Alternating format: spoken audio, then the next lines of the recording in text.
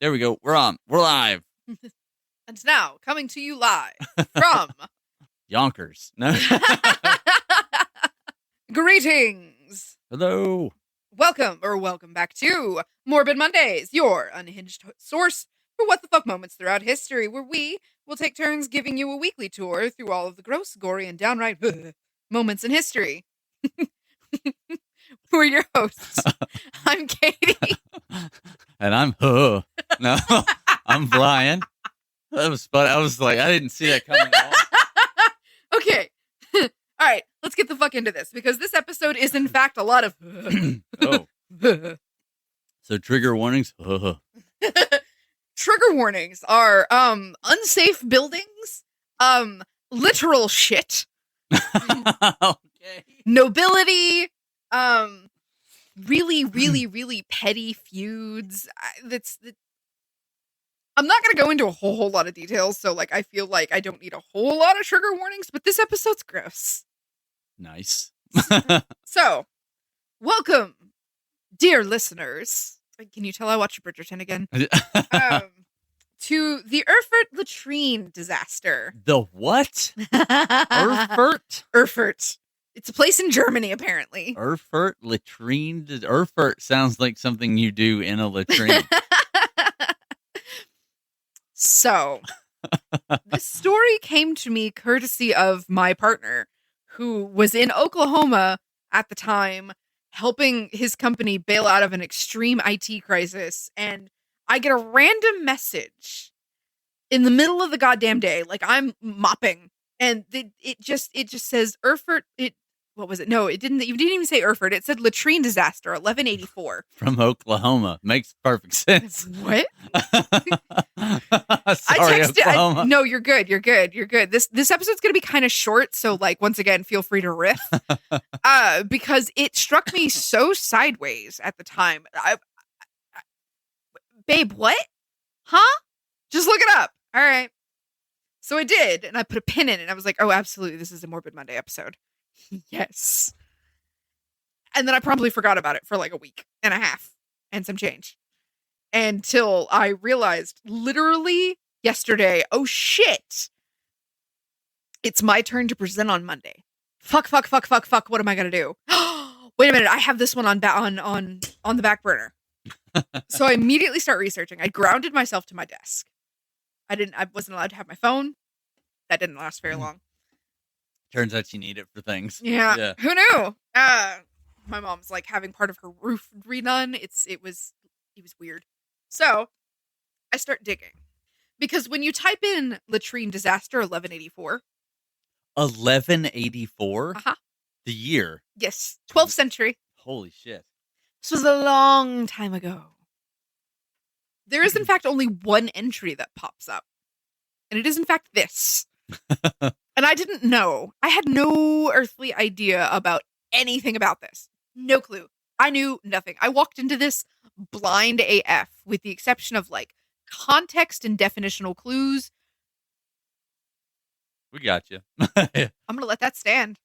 From just the very like name of the subject itself, latrine disaster. Oh dear. Someone's privy broke. What happened? Oh boy.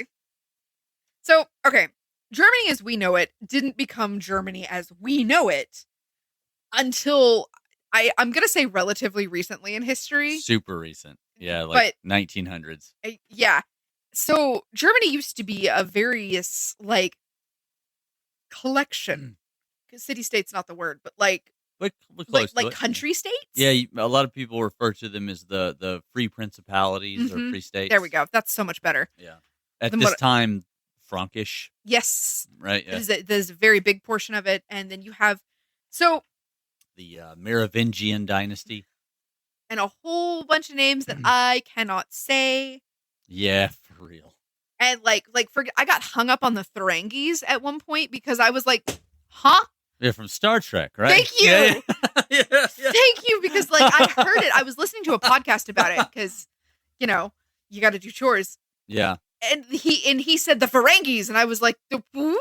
The bodyguards. No, that's Varangian. Yeah. There's a whole lot of like exposition that goes into this. And that would literally take us hours. So I cut most of that out. Because there is so much. I listened and took notes for so much extra stuff.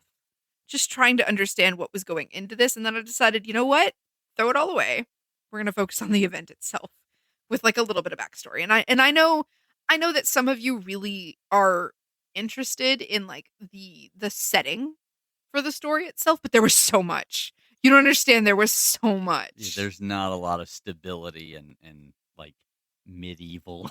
The Dark Ages, the literal Dark Ages, right. The 12th century. Yeah. 12.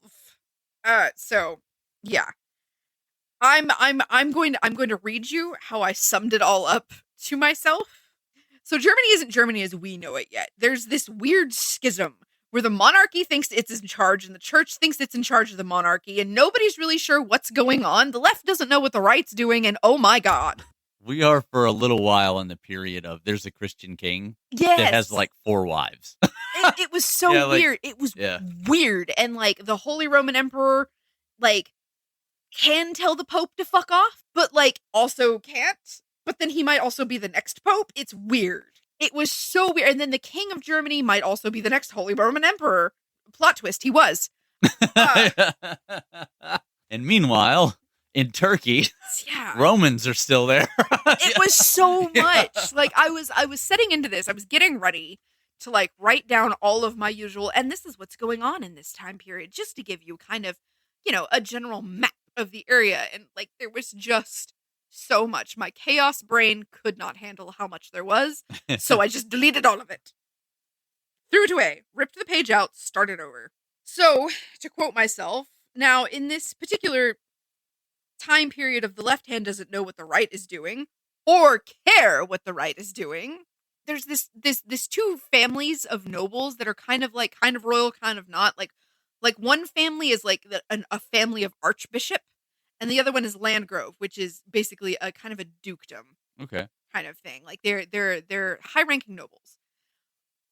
But for some reason, these 2 families get into this horrible kerfuffle over this piece of land where each family believes that they are entitled to this piece of land. Like, this feud gets started over basically, we own this plot of land. No, we own this plot of land. No, we own this plot of land. I hate you more.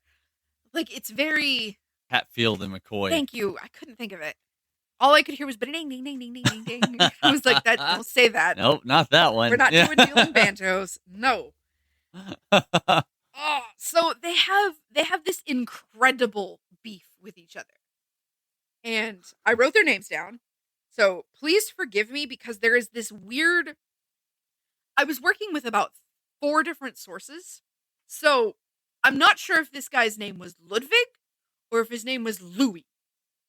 I don't know. That might be a Sigurd Siegfried kind of thing. I thought so, but I wasn't sure, so I wrote them both down. But he was Thuringian. Okay. Okay? I got that part. That part at least was for sure. And then there was Archbishop Conrad of Mainz. Okay. Thank you for having the most pronounceable name in all of this, Conrad. Yeah. Way to go. Way to go. I do love how sometimes you hear like, what is essentially like old German or High German things or like part or Norse words. And the or dude's something name like... is just Mike. Yeah. And then you're just like, oh, right, because our language came from... Yeah, like, and somebody's like, well, he was in the town of, Hillsby or, like Hillsby or whatever. And then you're just like, well, that sounds way too pronounceable to be in like Old Norse. And then you have to stop and think. I was like, oh, right, because like half the towns in northern England were named by Vikings. Like, thank you, Assassin's Creed, for teaching me part of that. yeah, dude. There were so many bits of playing Assassin's Creed Valhalla specifically that I was just like, there's no way that's true. And then lo and fucking behold, it was. Yeah. A lot of the places are just like, where's the word heathen come from? That's just what they called them. Yep. Like that's, where's the, where do all these towns come from? It's like, oh, they're all Norse names. Yeah. And like, and once you break down the Norse name of something, I'm procrastinating. Can you tell? Yeah. It suddenly makes a whole lot of sense. Yeah. Yeah, it's like we have. I lived in a town for a little while called Crosby, which is a Scandinavian naming scheme, and it's Town of Cross. Yeah. And so it's like, okay, it's the Crossroads town. Yeah. It's on a railroad track. Yeah, it was like that's yeah. Yep. It's it becomes really understandable very quick, but because our language is like 10 fucking languages in a trench coat. Yes. Yeah. Our language is the culmination of our language mugging every other language in a dark alley. Yeah. And Give me your adverbs. And some helpful classism from the French. Yeah. All of our fancy words are Norman words. Yeah, like that's yeah. That's fun. All right, so our boys, I'm gonna call him Ludwig because that's fun to say. It's hard to say, but it's fun to say. I'm gonna call him Ludwig and Conrad are beefing so hard. And I cannot stress this enough. They are beefing so hard that the Holy Roman Emperor has to step the fuck in and be like, y'all, chill. Like, to the point where he, like, in the middle of his son, King Henry VI, which, by the way, we have a Holy Roman Emperor and his son is the King of Germany, who was thought that he was going to be the next Holy Roman Emperor as well, and because they're like semi-elected, right? Like that's, yeah. It's weird. It's a like, strange system. It confused me reading it. Like, I enjoyed reading about it, but I was just like, I don't understand this. Yeah. I am maybe not smart enough for this. It's just we no longer moving further into history from here. We get into the dynastic kingdoms, but Germany, like the area around Germany and lower Scandinavia and other like parts of France and stuff, kind of stay like that for a long time. I mean, like throughout the even famously like Prince Albert of Victoria fame, because she's the person in all the pictures. He was from a place called Saxe-Coburg, which existed because some guy married another guy, and then that principality became a different country for a little while. That happens a lot. Like that's how you get a whole bunch of those tiny little micro countries. Yeah, like that like usually get absorbed in through a marriage. Yeah, all throughout like what I guess we would call the Imperial Age. Central Europe is just like a constantly shifting map. Yeah. Prussia's there. They are involved in everything. Prussia got fingers in everybody's pie. But like, there's all that shit. It just constantly moves around. But so we've got these are our Hatfield and McCoys. Yes. And they're pissed off. Yes, the Landgrove and the Archbishop are like ready to throw hands at each other over this little like piece of land that neither of them can agree that the other owns for some reason. And like it's getting so bad that the Holy Roman Emperor is like, I need y'all to calm the fuck down and work it out. So I'm gonna send my son, his son, the 18-year-old King of Germany. Henry VI. Just trooping in. He's on his way to Poland to go conquer it, I guess. Do you know how hard it was to find out why the fuck he was going to Poland? Oh, pagans. It took me the better part of an hour to like pinpoint why was Henry VI, King of Germany, going to Poland, Google? Why? To conquer it. Oh, okay, cool. Thank you. You couldn't have told me that an hour ago? What? Yeah, Poland is like on people's shit list. It was very wealthy for a little while. Yeah. And then because of like banks, basically. And then it was one of the last strongholds of non-Christian religion. Well, like parts of Sweden and Poland and Finland. They lost. Yeah. Henry won. So on his military march into Poland, he gets a letter from his father, the Holy Roman Emperor, that I don't know why that blows my mind so much, but it do. Yeah. He gets a letter from the emperor and he's like, hey, I need you to go, like, slap this shit down. Like, make them work it out. I'm tired of it. He's like, ugh, okay, fine. So he does. He veers off course from going to Poland and goes to this little place called Erfurt to go settle a dispute between two nobles. Now, of course, anytime that you get a overarching ruler of an area, like the emperor. Yeah. The emperor for the emperor. Yay, we finally got a 40K reference. Or a king. He was definitely a better dad, though. Anybody's a better dad than him. You're gonna get quite the collection of nobles who are like, oh shit, this is gonna be our opportunity to, talk to a grown up. They think about the 18-year-old coming to settle a land dispute. So there is quite the collection of nobles that end up in this place. And there's a little bit, depending on your source, there's a little bit of discourse between where this meeting was held, and there's an actual name for it that I unfortunately did not write down. But it's kind of, the word I want to use for it is an all thing. Yeah, sure. But it's whatever their version of that is. Yeah. Like a conclave of sorts. Basically, yeah. It's a collection of nobles coming together to work things out, to talk to someone who is of a higher rank than they are, to get a ruling on things. Yeah. And so our Hatfields and McCoys, the Archbishop and the Landgrove, Ludwig and Conrad, are, of course, commanded to attend because this shit's about them. And all these other nobles are like, ooh, this is our chance. We should maybe go. So they do. And of course, King Henry comes with his own retinue of people. Yeah. So I'm setting the scale for you to make you understand that this is more than just four dudes in a room talking at each other. Yeah. There's larger political stakes. This is anywhere from like 100 dudes to 200 dudes. And their various certain servants and knights and clerics and all of that. Clerks. Although I suppose there were clerics at the time. Yeah. And probably all kinds of man-at-arms and marshals and all kinds of shit. I mean, they would come with a literal retinue.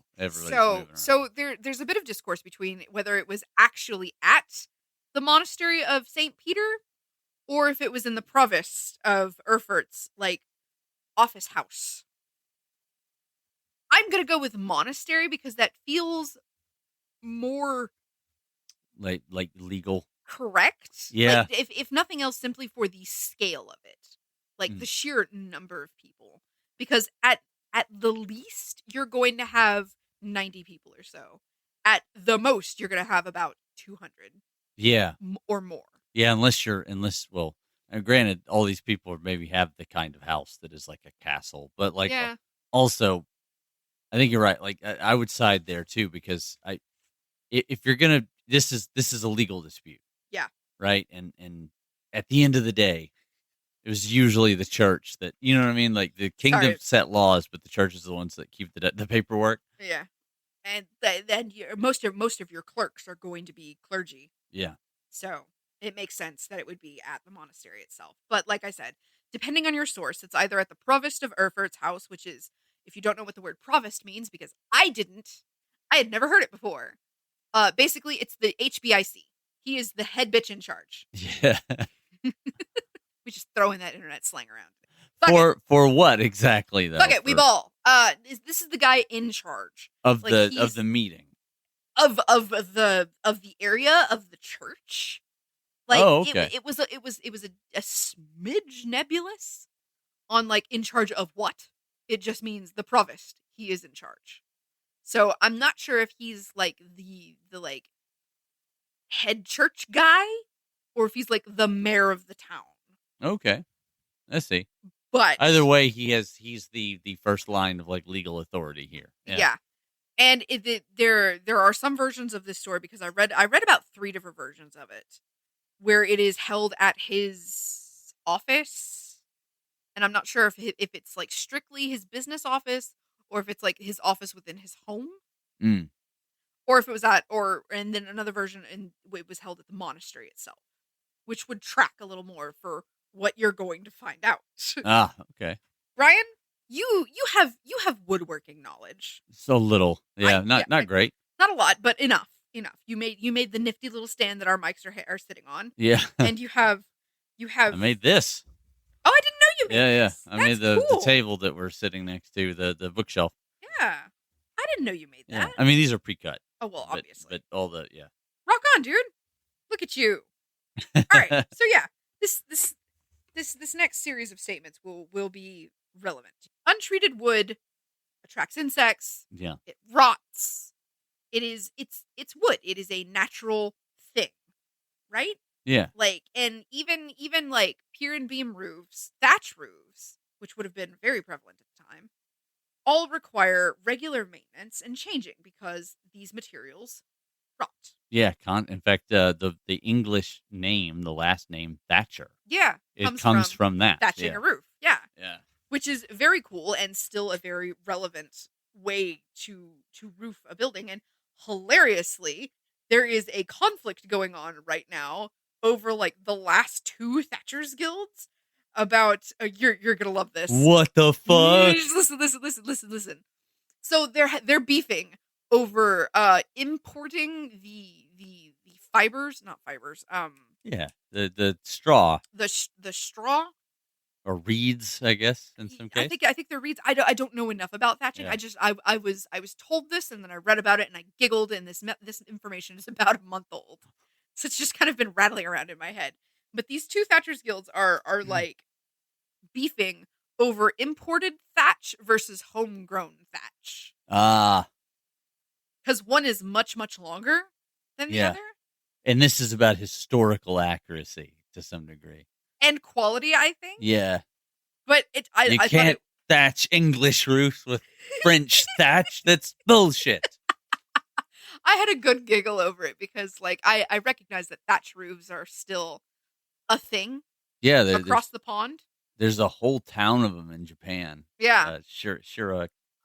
Something go. I was deeply amused that like, you know, the what how many Thatchers are left? Like 6 It's got to be in 2 different guilds, so there's 3 and 3. It's like until they started building that castle in France, there was like no large block stonemasons left, and now there's like a bunch of them. Yeah. Anyway, that was fun. So that's going to be our first little like launch off topic. Jesus Christ. It's some pub. Beefing There's Thatchers. 12 of them in some That's a pub. good band name. Beefing Beefing Thatchers. Thatchers. Yeah. Excellent. Okay, so you know that natural fibers or not natural fibers. Ooh, there's the costumer in me. Natural Materials. thank you. Yeah. Could not word. Natural Material.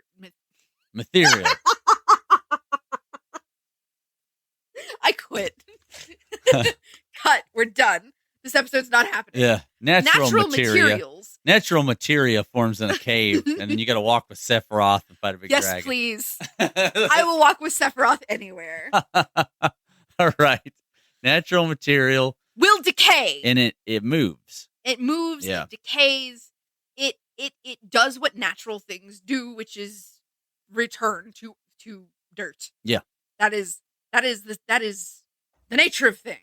Especially if you are, in central Germany and therefore probably using pine for a lot of things. Yeah. So, like, softwoods do this a lot more than hardwoods because their pores are open. Mm-hmm. And so that's why you don't use softwoods for, like, cutting boards.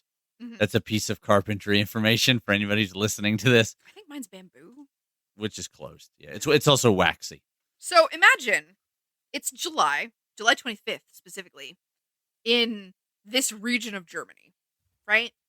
Now, I had a German exchange student when we were younger, so I am relatively familiar with the climate over in Germany.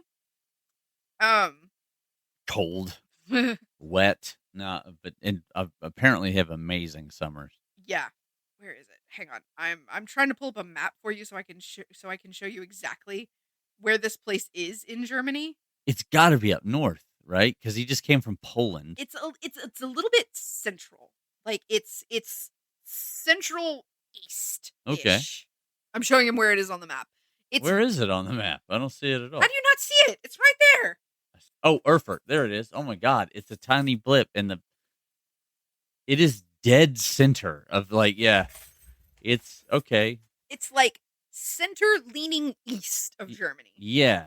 So July in Germany. It's a crossroad in between like Berlin and Munich. So it's like you're looking at it being about 75 degrees.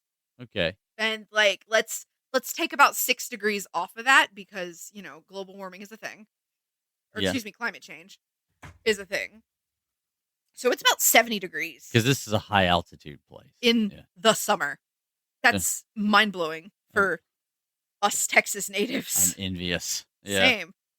I had a friend in Ireland who was complaining about it being 74 degrees in the middle of fucking August. Oh my God. I don't remember when we had the conversation, but she was like, "It's so hot, I'm dying." And I was like, "How hot is it, Muffin?" That's her nickname. I don't want to out her on the internet, but she said it's 20 degrees, and I was like, "All right, put that in freedom units." Yeah. Because America will do anything but use the metric system. To us, that seems temperate. Yeah. Nice. Ideal. To them, it was fucking hot. And you also have to remember that this is the 12th century, so clothing is... It's fucking wool. Everything's wool and flax. Yeah. So they were a bit warm. And they packed anywhere from 100 people to 200 people into one room. Jeez. In the middle of summer. At least it is in a building that's probably fairly cool on the inside, but like... Allegedly. So, what do you know about plumbing from this particular period? So, if you're lucky... Because this is the Dark Ages. If you're lucky, your town has not been picked clean for stone, and the Roman system is still in place. Mm-hmm. Yes. Thank you. Yeah. I love that you know that, because that's literally the note in my notes right now is, so Rome had a working sewer system. Yeah, they had lead-lined pipes that did... Shit, some houses had running water. Yeah, it did, in fact, work very well. Yeah. And that's not even new. Like, toiletry exists in Crete in the Greek period. Like, people did have a good idea of how to get shit away from your house. Because they may not have known about germs or bacteria theory, but they did equate human waste with sickness. Yes. So, and that's typically why your outhouses, your latrines, any sort of the shitter was generally away from your home or further out of town. Yeah. So there's this whole known connection between human waste and illness. Yeah, you've got in many, many, many castles, you have a kind of like chute system where you go into a privy and then you're basically crapping into a chimney. Yes. Except for it's upside down and the pipe in the cesspit. Yeah, yes. You are exactly correct. The cesspit. Now, we take a great big step backwards from the Roman piping and plumbing and all of that into the Dark Ages, where everybody's shitting in a hole. Yeah. And, like, to the point, like, I will never understand how we went backwards. Because Rome had it figured out.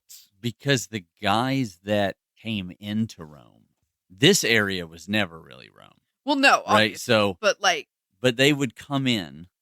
Most people who lived outside of Rome that had Rome's level of technology did so because they were auxiliary units. Yeah. So they worked within the Roman military, and then they left, and they took some of that back with them. But I mean, think about when you go into like a major city, right? How much are you really learning? True. You're learning whatever you're doing as a job, right? But like Rome's level of technology was so high compared to the great deal of the world. I mean, unless you were in certain parts of the Middle East, like the Mediterranean Middle East, like Lebanon and stuff, or you were in like China. Oh, yeah. Good point. There's not a lot. I mean, if you're, you know what I mean? If you're in like the Black Forest, you do have some high technology things, right? Like, there are people out in the plains that know how to make, glue out of bone and all kinds of shit. Mm-hmm. They have technology. They don't have a treadmill operated salt mine. You know what I mean? Like there's shit like that. So, yeah.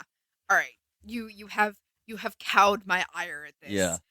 They were taking apart the aqueducts for the stone. Oh, it's so annoying. Yeah, like that. You fucked yourselves. Fucked yourselves. Well, probably too that the problem is that if something breaks and you can't fix it, you might as well just use the raw materials. Yeah, true. Like they simply did not have the industry that was necessary to do what the Romans were able to do. It just irks me because like so many things could have been just sidestepped if they just kept up with that. Now, granted, lead pipes are bad. Lead pipes are eventually going to drive you crazy. But this is like galena lead, though. This isn't like pure lead. This is like lead rock ceramic. Well, yeah. So like, it's this not, wasn't the lead that they were adding to their wine to sweeten it. Yeah, they figured that out pretty quick. Yeah. They did that, and they were like, "Oh, it makes the wine sweet." And then everybody started going fucking wigging out, and they're like, "Oh, it's because of this," because they had a level of logic where they basically said what changed, Yeah. right? And they were fairly before science, but scientific about a lot of things. So I Well, don't, the if-then theory's been around forever. yeah. So, But so like in Germany at this time, you're talking about if you're lucky, you have a chute cesspit. Mostly, you have a kind of closet that kind of where the water closet thing comes from, but a closet where you have a bunch of buckets yep. below two holes in a wooden bench. And that will nightly or weekly be picked up by the nightmen, Yes. which is an entire job that was absolutely fucking revolting, but it was one of the most revered jobs. Yeah. Like it was a big deal if you were selected to be a nightman. Because if you did it in especially, not so much in like later period England, right? Yeah. Because you're just like a guy it's like being a rag man. You're just employed to go change privy pots. But if you let's put this into context, right? If you're a guy that is a night soil man, a night man for a castle, Mm-hmm. you have the run of the castle. Yes. You have to be a trusted person. Yes. Because just like in prisons today, like orderlies are the spies. Messages get pushed around from like cell block to cell block by the guys pushing the brooms. They have a lot they hear everything. Yeah. It's like it's really kind of like the what is it? Stewards of the stool. yeah. I mean, somebody's always around. Yeah. So I went on this whole tangent about night soil and the nightmen, and like there's 1, 2, 3, 4, 5 paragraphs of this in my notes because I was fucking fascinated by these people that like were kind of the sung but unsung heroes of this whole era. Yeah. Because they were cleaning out the privy pots, the privy chambers. Like they were taking the illness away from town. Yeah. And they were doing it all at night because it smelled so bad. And these are also the same people that like they create the night soil. Yeah. Like, and they know the rotation of it. That because I think it's 4 months refuse is in soil and all of the in it is Before it burns out, basically. yeah, and you can use it as fertilizer because we were still using humanitizer up until I think the 90s. Yeah. Yeah, I think. Don't quote me on that. Or you can fact check me. I'm allowed to be wrong. Yeah. I'm saying I probably am wrong, but it was relatively recently that they stopped using human fertilizer because for cholera. Yeah. Yeah. And like, you get that wrong by a month and congratulations, you have dysentery and you're dead. Yeah. So yeah, these people were like saving civilizations by carting around shit. Yeah. And like emptying cesspools and so they didn't have the culture that so many other world cultures have, whereas like if you're a leather tanner or you make garum or you're like something like that, you're thought of as like kind of unclean. Yeah. That's like, a big thing in like East Asia. We keep coming back to Rome for this, but like the launderers in Rome, because they used piss to bleach the whites. Yeah, phosphorus. Yeah. And everybody was like, ugh. Or not phosphorus, urea, I guess. Ammonia. That's the word. There you go. I knew you'd get there eventually. Yeah, it was like it's in there. Phosphorus is in there, but that's not why it's bleached. Cool. Okay, so we got these guys. We now know what toilet situation we're working with. Yeah. So in this area, they had a latrine. They had the long rows of holes on a bench. Yeah. The shitters, and then the chutes, and then the cesspit down below. And these cesspits, like the big cesspits, would usually only be emptied or tended to about once a year. Yeah, because normally there's not that many people using them. Yeah. But we've got like 200 guys. Like 200 dudes. And you're probably... So the reason I chose to believe the monastery side of this is you'll understand because we're coming up on it. Because a monastery would have the volume. Yeah, it would have the open space. Even if it didn't, it would be expected to take care of the sick from time to time. Yeah. So it would have more room for people. Yeah, I've summed up like so many paragraphs of my notes in like everything we just talked about.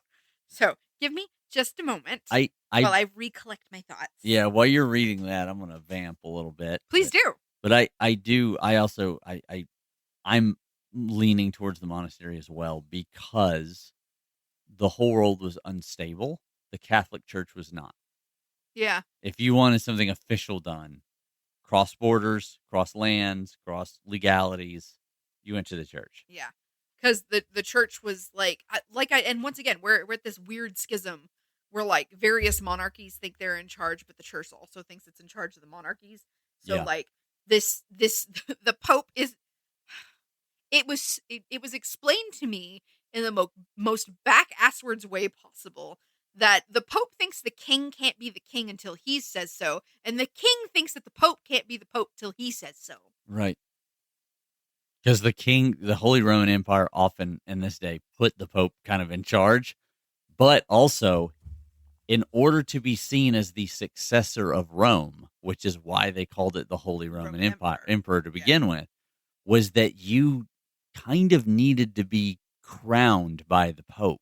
Yeah. Because the last Roman emperors were. Since Constantine. So we have 200 plus people, various nobles, their retinues, all gathered in this one place that I'm going to say is the monastery because I feel like the monastery is going to have enough room. Yeah. They're up in a room on the 3rd floor, which for those that don't dabble in like medieval architecture, your 3rd floor is going to be the coolest room. It's also usually going to be the largest. It's going to have a breezeway. Like it's typically that's where you're going to put large gatherings. That's why in well-researched historical novels, you'll hear people, the main character usually talking about, and I had to go up the stairs to get to the vault room. Yeah. Kind of thing. Because your ground floors are typically going to be where your servants are because that's going to be your kitchens, your stables. That's your workforce. Yeah. 2nd floor is usually going to be residential. 3rd floor is going to be show off. Yeah, we're into the in Tudor architecture, the wooden layer above everything else. I'm so glad you know that. Yeah. I'm so glad you know that. Because remember how I asked you what happens to wood? I didn't even realize I was tying that together. Thank you, Brian. I appreciate your segue. Intentional or not. So, oh God. All right. So now we have 200 people in a room who are shitting way too much above old wood. And the joists are not built for this amount of people. Oh, it's like you already know. Oh, shit. Exactly. I just watched a video by the lovely Strange Aeons about a website that's like about like shitty stuff on the internet, and a guy trying to put a tub into the floor of his house, and he cuts through one of the support joists because he wants to sink the tub like an infinity pool, and everyone telling him that he's a moron because the way that joists work. Okay. People don't always understand this. When you have a structure like wood, right? Like a structure like a floor in a home above the ground floor, 2nd, 3rd story, whatever. The joists not only take the pressure from you standing on them, they compress. So what will happen is like as you're bending the middle of the house, it's taking that pressure. If you overload or you damage these joists, or they're all rotten or whatever, they just kind of fold in. Modern joists are made in an I-beam because the I-beam is a very stable structure on all sides, right? Old joists are usually just a timber frame. It's usually like a fucking 4x4. And when they rot, they just collapse catastrophically. You can see this in old barn houses when you go up like old barns. When you go up on like the 2nd or 3rd in the loft, yeah, they're just beams that go like from side to side. Yeah, with occasionally like a sheet thrown across it. Yeah, yeah. We live in the South. Yeah, we know. All right. These old smoke houses because the smoke preserves them. So we're in this monastery. We got 200 people up on the 3rd floor. And I'm sure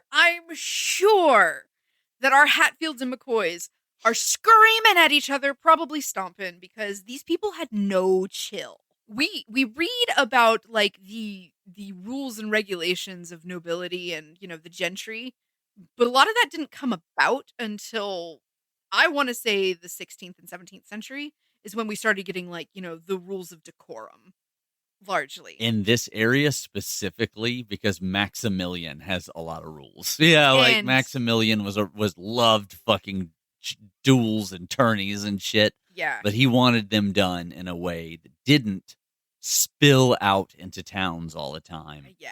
And knights were violent. So- Incredibly so. This is the 12th century Yeah. before any of that has gotten started. Yeah, way before. So I can imagine in my head that our Landgrove Ludwig and our Archbishop Conrad, who's the cousin of the king, by the way, BT dubs, are just going the fuck at each other. Like they are about to throw hands, I presume. Like I can imagine that this argument is getting very heated. They're probably stomping, screaming at each other. You have 200, you have 150 other, let's set it at 150 other nobles in the room that are like watching the tea. And then probably their various knights and servants all like milling and moving about in between, doing servanty things or, you know, guarding the door or whatnot. And then suddenly the floor collapses. Jeez. This wooden floor on the 3rd floor of this monastery just whoop, surrenders. Super quick, too. Collapses from the inside. Hits, like, literally collapses so hard when it hits the floor beneath it, it collapses that one. Yeah, absolutely. And takes them all the way down to the base layer. Do you know what the base layer is? Because we spent about 5 minutes talking about it. It's just a bunch of shit. The cesspool. Oh, God. Now, I want to say, isn't this a funny moment? And they're all just standing in shit going, ugh. However, like I said before, they have a tendency to fold in. So all these people are going to be like on top of each other. there were 4 main causes of death for this incident. I love you. Gross. I love you. I appreciate you so much. You are the best brother. There were 4 main causes of death for this incident. The fall itself, as in the collapse of whoop, Yeah. just down you go. Getting taken out by that. Getting hit by the debris from the collapse. Drowning. Ugh. In literal shit. Ugh. And suffocation. For being. Now, suffocation. Some of you may be wondering, what? How? It's the air is gross, but ugh. Dear friends, human refuse, when it begins to decay, Oh, shit. as it were, releases hydrogen sulfide. It's pushing the oxygen out of the air, Which like out of is the room. Heavier than air. So the second you breathe that, you can't get it back out. One breath of hydrogen sulfide at the proper level Yeah, like density. can kill you. Holy shit. Yeah, it's like the lake thing, like the acidic lake thing. You walk in, you bend down to tie your shoe, and then you die. And Like, or the yeah. the little mini eddies in the ocean of the super salinated water. that look like, yeah. Yeah. Yikes. So the floor gave the fuck up and took 60 people with it. My God. Well, at least the whole thing didn't fold. Because that's the thing. That's when you see these really, really old buildings, Mhm. the way that they're just kind of like the reason the Tudor stuff looks the way it does, where it's kind of like going out and out and out, Mhm. is because they have beams over a layer. Well, yeah, then they like build and on top looking of at the those beams. outside of the Tudor buildings, how they have those cross beams, like almost always. Yeah. Like they have a very distinct like stucco and beam look. Yeah. Stucco the right word? Yes. Okay, cool. Yeah. Just making sure. I don't house. Yeah. I would call it stucco. I'm sure they had a different, like wattle and daub. Or That's probably yeah. it. Yeah. But by the time of the definitely in this era, but like by the time of the Tudors, there's a plaster look to it. Yeah. And then it's kind of like building a house with Jenga blocks. It gets wider as it goes up, and that's not out of the ordinary. Yeah. So like that, I'm very surprised. Like the roof and everything didn't come down, right? Because like when you like when one goes, it's kind of a domino effect. Sucks in, yeah. Like, and you're just like, oh man, like the whole house. It just kind of collapses, and then everything kind of falls to the middle. You know, like I said, it almost looks like it folds. You know. Well, apparently this one, the outer structure was built well enough that did not happen. Yeah. But our inside just hollowed itself out. Shit. And our homeboys, King Henry, 18-year-old king of Germany, and his cousin Conrad, were saved from this. Why, you ask? Because the homies were sitting on the windowsills. Oh my god. We were just chilling. Bros just being bros. Yeah. Sitting on the stone windowsills. That's how they were saved from this. And other nobles that didn't, fall in and die, were basically like clinging on to other bits of it. And they launched the monastery launches this whole rescue with like extended ladders. Yeah, because I guess you just put the ladder over the cesspit. You have something to grab onto. It was fucking wild reading about this. Because like I said, there's 3 or 4 different accounts of like how the rescue went down. But in almost all of them, there's ladders involved. And like in one account, it says that Henry and Conrad are sitting in like chairs on the stone section of it. Which okay. The only reason I understand where you're coming from with the stone section is because I build shit in Minecraft. Yeah. Because you're getting bigger as you're going up. Yeah. Yeah. But like your floor, the stone section of the floor is the wall of the section below you. Yeah. So there's a little bit of discourse. I personally love the idea that King Henry is just sitting there, like elbows on his knees, one hand like he's doing the "why am I here" face. Listening to these 2 dudes scream at each other, sitting on the windowsill, and then all of a sudden, whoop! The floor falls off. Somebody hears a loud creak, and then just chaos erupts. Yeah, and then suddenly the stench of disturbing that much sewage. Oh my god. Yeah. So, needless to say, like I said, Henry and Conrad survive, and you remember our boy Ludwig? Yeah. The Landgrave also survives. His, and I quote, mangled body was fished out of the cesspit. Whoa. And not only did this motherfucker live, he made a full recovery. He's gonna get that fucking land. Oh my god. Shortly after this, like literally Henry is rescued and he says, "Man, fuck this shit," and bounces. Oh my! Leaving this dispute completely unsolved. You know what, though? The Archduke and the Landgrave continue to beef. Look. Fuck that. Literally, fuck this shit. I'm out. Yes! I was hoping you would make the joke. I left it open for you. Oh my god, that's crazy. Yeah, so... That's the story. Like it's the floor fell out. Whoop! Jeez. Into the shit. 60 nobles into literal shit. I just, if can you imagine how traumatized the survivors were?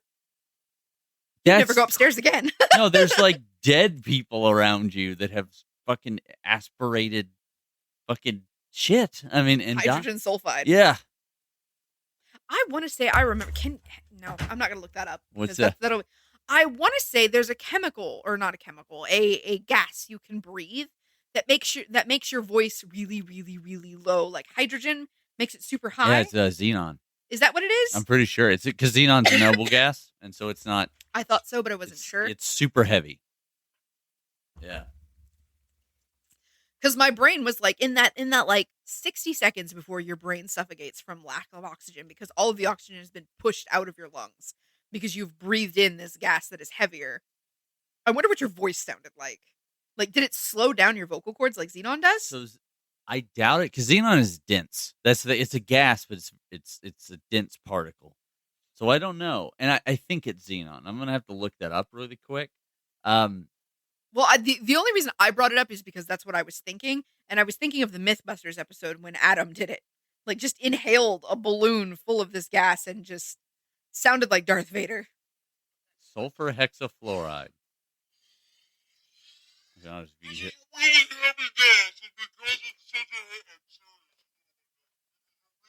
Oh my god, that's awesome. Whatever the fuck that was.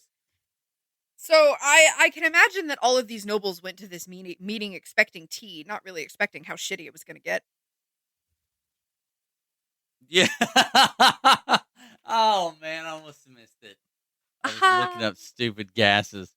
Oh man, yeah. What did they leave any notes about like how they felt about this or how they tried to solve this problem? It's weird because like the account of it exists in verbal history, but doesn't get written down for another like 100 years. Yeesh.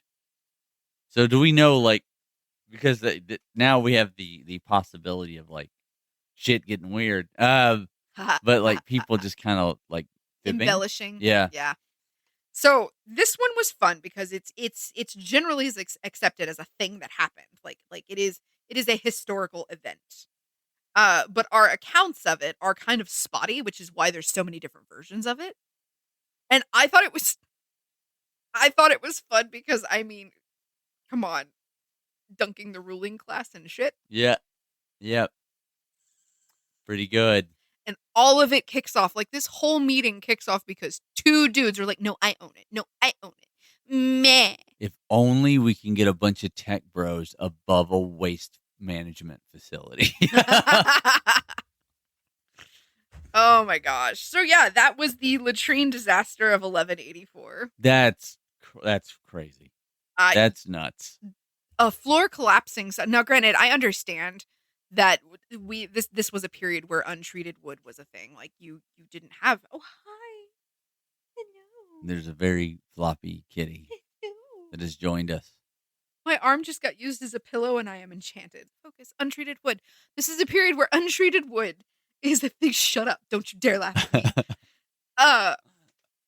Is not only a thing, but it's the thing. It's the regular thing because they didn't have chemicals to treat the wood like we do now. Yeah, you would typically. I mean, everybody's got a different way of doing this. Yeah. But like in the Far East, it's usually like you can lacquer it or you can cover it in like a lime-based plaster, which is why like when you see like Japanese castles and they're like black and white. Yeah. It's plaster and then lacquer or terracotta for the tiles.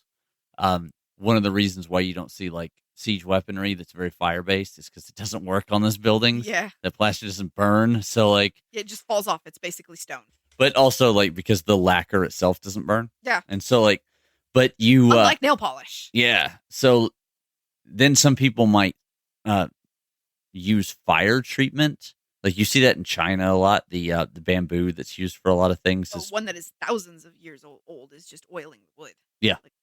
Yeah, literally just like we would see linseed oil now. Yeah, but like oil just in general, you know, like and ironically, oil was also how oil and wax were also how you rainproofed stuff. Yeah, that's right. Yeah, like so they had their ways of doing it, but time does and climate and use and if you're lucky, it gets so old that it doesn't matter anymore, and it's like stone. Yeah. Basically. But like this was not the case. That rarely ever happens, to be honest. And they put 200 motherfuckers. Strangely enough, you know the wood that lasts like the longest? Like stuff that we have, things that are just used. Oh yeah. Because the oils in your skin will cure it, essentially. Yeah, you get like these super old, you know, somebody's got like a line level or a tool haft or a sword or something that's been handled by people for like hundreds of years, you know, like, and it's oily and black and that wood is like fucking petrified, you know, like, but you, Yes, to the beams.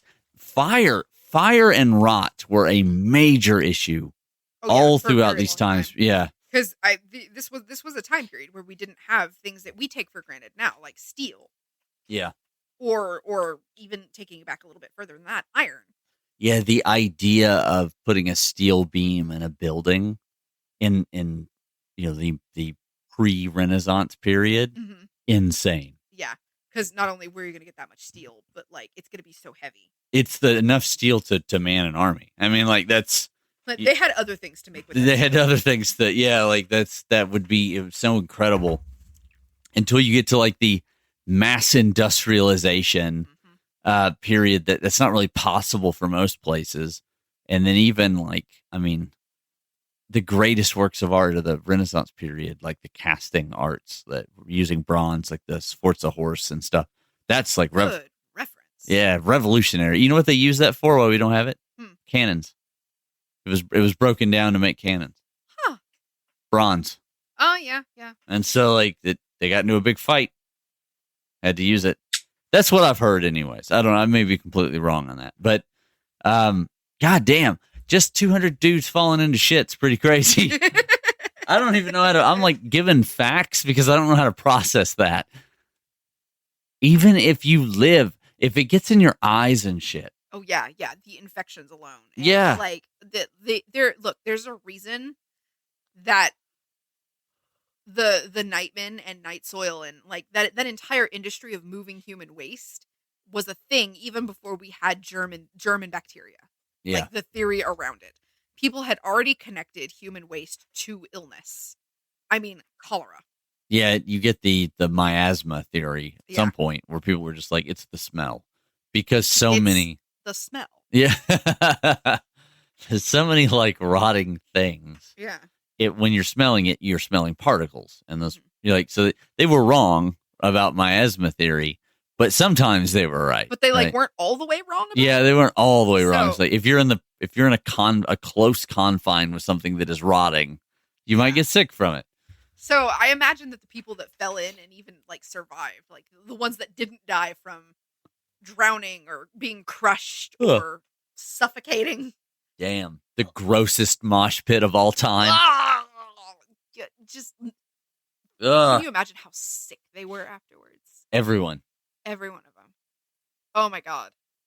Nothing just from the thought. Yeah. You know what I mean? Like even if it's completely burned out, it's totally safe. I mean, not obviously for ingestion or something like that, but it's not carrying like a bunch of disease, regular disease. It's just like bacteria from the breakdown. Mm-hmm. The thought alone of that memory would make you ill. Yeah. I imagine the survivors were deeply traumatized. Poor Ludwig, though, like he was bound and goddamn determined to get that land. Yeah. Oh my god. I fell in shit for this. Yeah. But in German. Some of you have said I do not have rights to this land. Some of you need to eat a goddamn apple.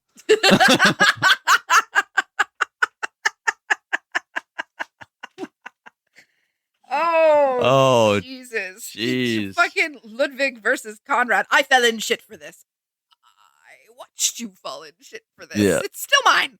You know what's crazy? Not one bit of corn.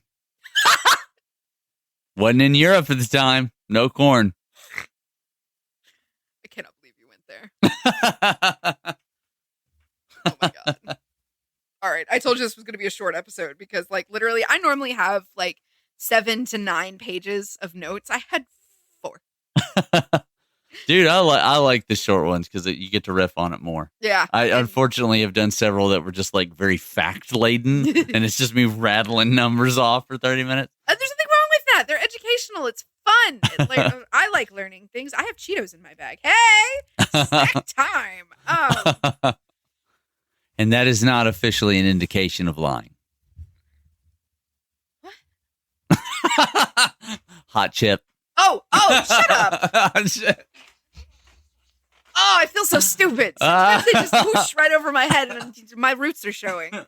Fucking blonde. Oh my God. Oh, shit. So yeah, that was the latrine incident of 1184, courtesy of my partner, who is always on the lookout for weird and morbid shit. That's pretty weird and morbid. And definitely shit. Yeah. Oh, God. Oh, my God. This could be literally like the thing that sets off. We have a tendency to do stories that are like, and this is why we have fire codes or whatever. Yeah. This, I wonder, there's got to be whole sections of German free states that reference this story of like, and this is why we check our choice. Probably. Like I didn't look much further into it because once again, I procrastinated so hard, and I will be the first person to admit that I was still working on this when you came to pick me up today. Yeah. He calls me and he's like, "I'm in your backyard." Yeah. Brian, I haven't even showered. Literally what you said. And after hearing this story, some of you may need to shower. Just to feel clean, you know? This one was a little gross. That's why we gave the trigger warning at the beginning. Oh, man. So thank you very much for joining me on this shit-tastic adventure. There are at least 150 people in this story who know exactly what it feels like to be a not quite well-chewed peanut.